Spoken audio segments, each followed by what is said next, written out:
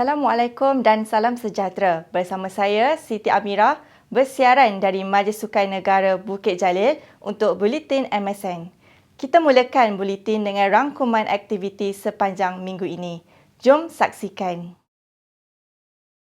Majlis Sukan Negara telah menerima kunjungan hormat daripada Esko Belia dan Sukan Negeri Terengganu pada 5 Februari bertempat di Majlis Sukan Negara Bukit Jalil.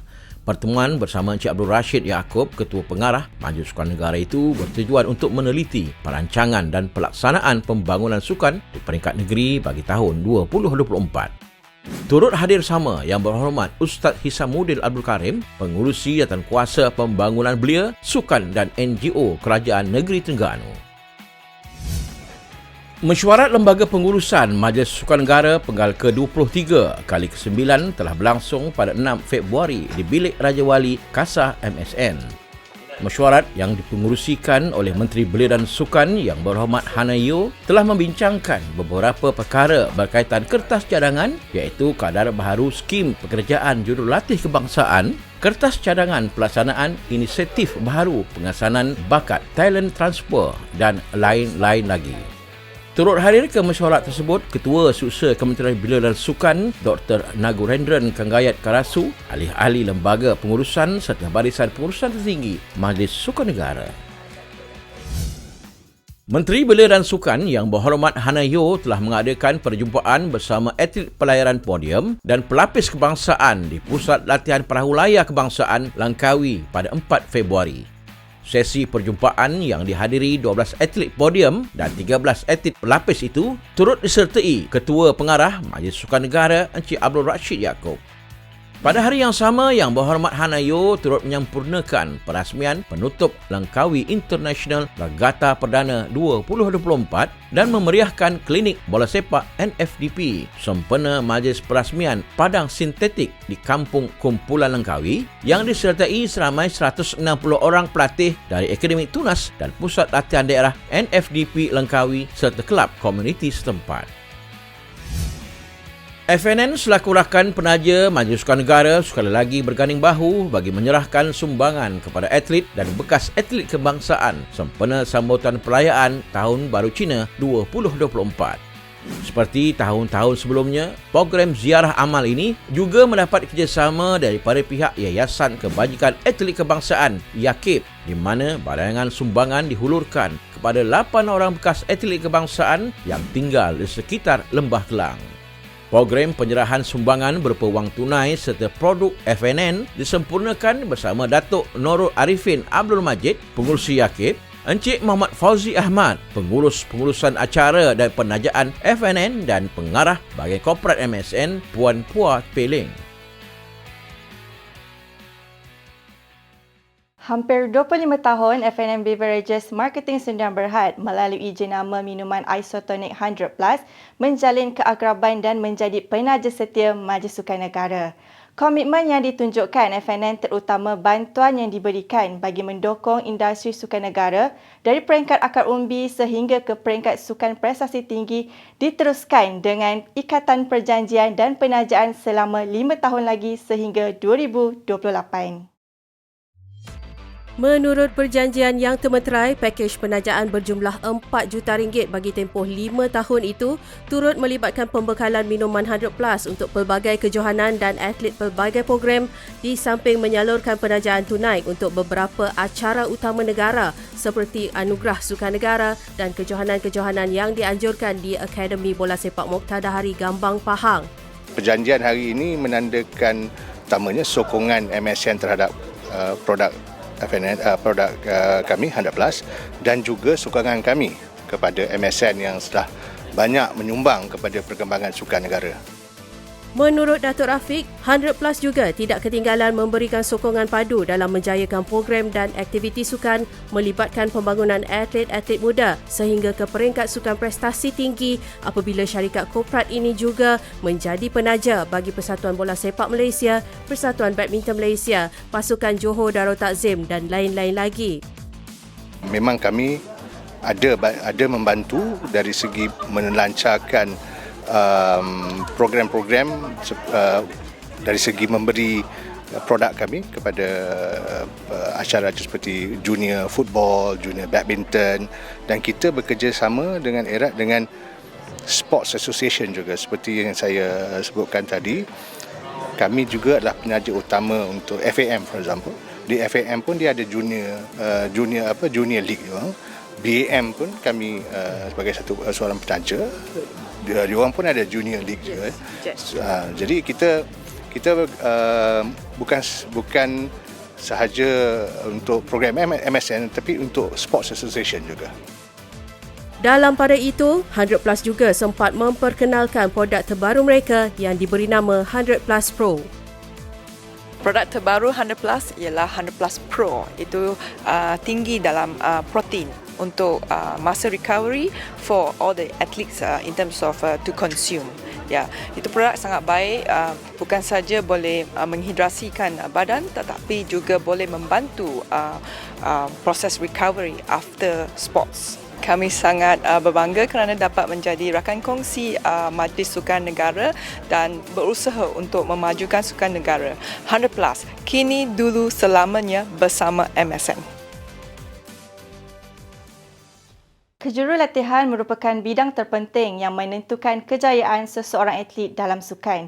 Pada masa yang sama, jurulatih juga memerlukan ruang untuk berinteraktif sesama mereka bagi tujuan pengukuhan cara penyampaian ilmu dan bimbingan berkesan. Atas kesedaran ini juga, Majlis Sukan Negara menggiat usaha melancarkan Coaches Lounge khas buat jurulatih kebangsaan di Bukit Jalil. Majlis Pelancaran Coaches Lounge yang dirasmikan oleh Yang Berusaha Encik Alan Ling, ahli Lembaga Pengurusan Majlis Sukan Negara, telah diadakan di Gimnasium 2 Bukit Jalil pada Selasa.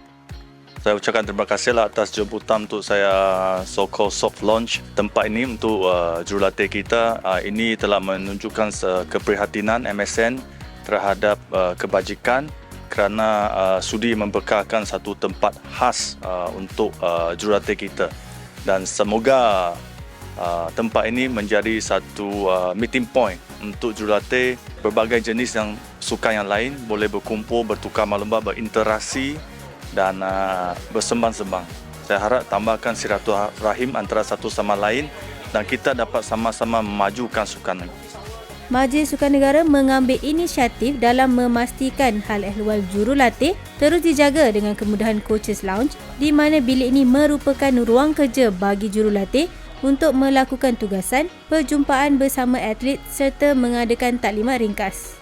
Menurut Alan lagi, usaha penambahbaikan kemudahan akan dilakukan dari semasa ke semasa kerana pihak Majlis Sukan Negara sentiasa terbuka dengan segala idea dan cadangan dari pihak jurulatih sendiri.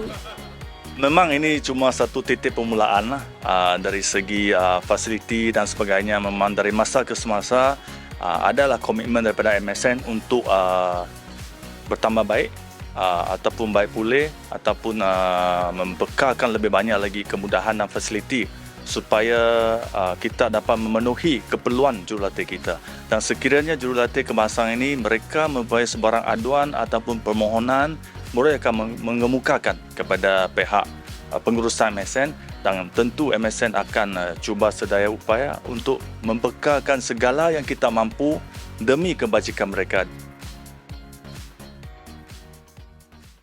Berkelana ke luar negara atau menyertai kejohanan ketika sambutan Tahun Baru Cina mahupun perayaan adalah perkara biasa buat atlet negara. Bagi pemain pimpong wanita negara, Alice Chang rela mengorbankan sambutan Tahun Baru Cina dengan memendekkan masa bersama keluarga demi persiapan ke kejohanan ITTF Pimpong Berpasukan Dunia dan misi melayakkan diri ke Sukan Olimpik Paris 2024. Tahun Baru Cina satu-satunya perayaan dimanfaatkan sepenuhnya skuad pimpong negara tapi tidak buat Alice Chang. Beliau sanggup mengorbankan cuti Tahun Baru Cina kerana perlu menjalani latihan bagi menghadapi kejohanan pimpong berpasukan dunia yang akan berlangsung di Busan, Korea Selatan yang turut menawarkan slot ke Sukan Olimpik Paris. Berasal dari Kuching, Sarawak, beliau hanya sempat bercuti sehari bersama keluarga sebelum berlepas ke kejohanan yang akan bermula 16 hingga 25 Februari ini. Sekarang kami dekat preparation bagi World Championship dekat Busan dulu sebab yang itu World Team quarter final boleh layak ke Olimpik, tapi itu memang World Championship lah. Memang ada sikit susah dekat World Team, tapi saya rasa never fight, never know. Ya, sebab last year kami SEA Games pun qualified itu Women's Team final. Sudah 33 tahun baru qualified ke final. This year I also hope dekat pingpong ada orang boleh qualify Olimpik juga. Alice turut berharap Tuah Tahun Naga memihak kepadanya sekaligus merealisasikan impian membawa skuad pingpong untuk beraksi di pentas sukan Olimpik. Yeah, because Dragon Year is my year.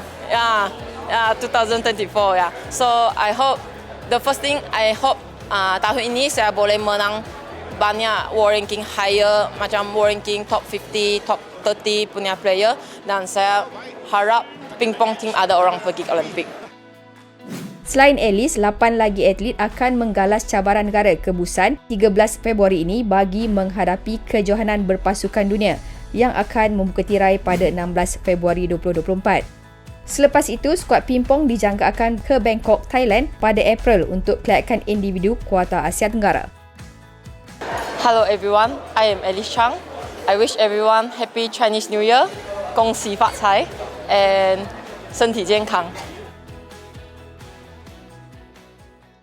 Ketua Pengarah Majlis Sukan Negara Abdul Rashid Yaakob berharap akan ada sinar daripada beberapa sukan lain untuk menjelmakan pingat emas buat kontingen negara dalam Tamasya Sukan Paralimpik Paris 2024 nanti. Ketika ini, 7 atlet dari sukan para olahraga, berbasikal dan memanah mengesahkan slot ke Paris dan dijangka lebih ramai atlet akan melayakkan diri ke tamasya terbesar dunia itu selepas sesi kelayakan berakhir sepenuhnya pada Julai depan. Abdul Rashid menaruh keyakinan tidak mustahil ada sukan lain yang akan mencatat sejarah di Paris selaku penyumbang pingat buat kontingen Malaysia. Ini terbukti menerusi Sukan Paralimpik Tokyo 2020 yang menyaksikan sukan badminton dan powerlifting mencatat sejarah menyumbang pingat emas untuk negara. Satu, badminton lah. Yang kedua, mungkin para berbasikal, insyaAllah. Even Ochia, kita ada 1-2 atlet yang kebelakangan ini, sejak daripada Sukan SEA, even Sukan ASEAN Para Game, menunjukkan kecemerlangan yang luar biasa, mendapat pingat emas dan sebagainya. So kita harap atlet boccia juga akan boleh menonjol dan membuat kejutan dalam Sukan Paralimpik Paris nanti. Beliau turut berharap lebih ramai atlet akan melayakkan diri ke Paris selain 7 atlet yang sudah menempah tiket ke sukan berprestij dunia itu. InsyaAllah kita harap ramai lagi yang dapat layak ke Sukan Paralimpik. Kita sebenarnya kalau kontingen tu lebih besar, lagi bagus untuk pembangunan sukan di Malaysia ni, kerana mana lebih ramai atlet yang mencapai tahap dan prestasi yang lebih tinggi.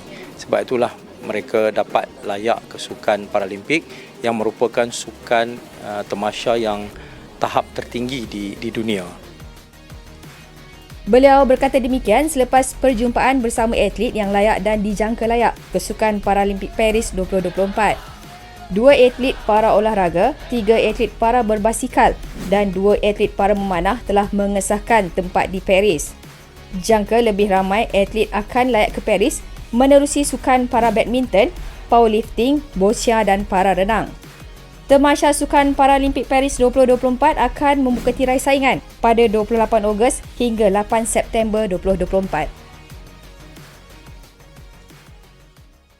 Di sebalik kesibukan atlet negara membuat persiapan menghadapi kejohanan kelayakan ke Sukan Olimpik dan Sukan Paralimpik Paris, sambutan Tahun Baru Cina tidak dilupakan. Saksikan kemeriahan atlet negara meraikan kedatangan Tahun Naga bersama Menteri Belia dan Sukan Yang Berhormat Hana Yeoh. Buat yang meraikan, selamat Tahun Baru Cina dari kami Majlis Sukan Negara. Semoga berjumpa lagi pada edisi akan datang.